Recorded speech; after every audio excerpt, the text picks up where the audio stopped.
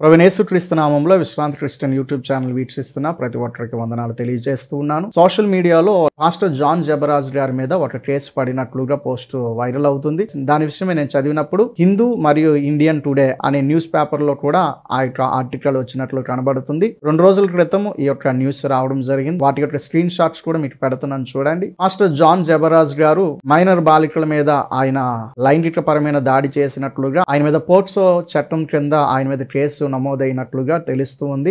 అయితే ప్రస్తుతం ఆ యొక్క పాస్టర్ గారు పోలీసులకు దొరకని పరిస్థితిలో ఉన్నారు అని కూడా ఆ యొక్క కథనం మనకు తెలియజేస్తుంది. ఆ యొక్క న్యూస్ చదివినట్లయితే Tamil Nadu pastor accused of sexually assaulting 2 minor girls on the run. 37-year-old popular Coimbatore pastor charged under POCSO act. Case filed for sexual assault of 2 minor girls in May 24. Pastor absconding police form special team to probe case. ఈ యొక్క John Jabaraj గారి మీద POCSO చట్టం క్రింద case నమోదైనట్లుగా ప్రస్తుతం ఆయన అయితే పోలీసులకు దొరకని పరిస్థితిలో ఉన్నారు అని ఈ యొక్క కథనం మనకు తెలియజేస్తుంది. ఈయన చాలా పాపులర్ పర్సన్. ఈయనకు మన తెలుగు రాష్ట్రాల్లో కూడా చాలా మంది ఫాలోవర్స్, ఫ్యాన్స్ ఉన్నారు. అయితే ఇలా జరగడం చాలా విచారకరం.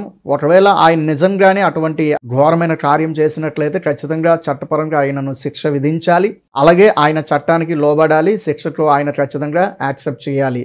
అయితే ప్రస్తుతం పరిస్థితులు మనం ఆలోచన చేస్తే సేవకుల మీద కోరిండి కొన్ని అబద్ధపు కేసులు కూడా పడుతున్నాయి. కాబట్టి ఒకవేళ ఈ కేసులో కూడా ఏమైనా కుట్ర కోణం ఏమైనా దాగి ఉందా అనేది కూడా మనం ఆలోచన చేయాలి. అయితే పోలీసు వారు ఖచ్చితంగా న్యాయ విచారణ చేస్తారు, దర్యాప్తు చేస్తారు. అప్పుడు అందులో కుట్ర ఉందో లేదో అనేది బయటకు వస్తుంది. అయితే ఈ విషయంలో క్రీస్తు సమాజంలో ఉన్న క్రైస్తవ సేవకులందరూ కూడా, క్రైస్తవ ప్రజలందరూ కూడా భారంగా ప్రార్థన చేయాలి. ఎందుకనంటే సేవకుల మీద తప్పుడు కేసులు పెట్టి సేవకులను లోన వెయ్యాలి అనే కుట్ర జరుగుతున్నట్లు కూడా మనకు తెలుస్తుంది. కనుక అటువంటి కుట్రలు ఒకవేళ ఏమైనా చేస్తే ఈ యొక్క సేవకుడు ఆ కుట్ర నుంచి బయటపడినట్లు దేవుడు సహాయం చేయాలని ప్రార్థన చేద్దాము. లేదు అతడు నిజంగానే ఆ యొక్క ఘోరమైన కార్యం చేస్తే చట్టపరంగా అతడి మీద శిక్ష పడాలని కూడా ప్రార్థన చేద్దాం. అలాగే మిగిలిన సేవకులు, విశ్వాసులందరూ కూడా ఎటువంటి కుట్రలకు కూడా దొరికిపోకుండా చాలా జాగ్రత్తగా మిమ్మల్ని మీరు కాపాడుకోవాలని మరొకసారి మీకు తెలియజేస్తూ ఉన్నాను. అలాగే క్రైస్తవ సమాజమా, భారతదేశంలో ఉన్న క్రైస్తవ ప్రజల కోసం, క్రైస్తవ సేవకుల కోసం భారంగా ప్రార్థన చేద్దాము.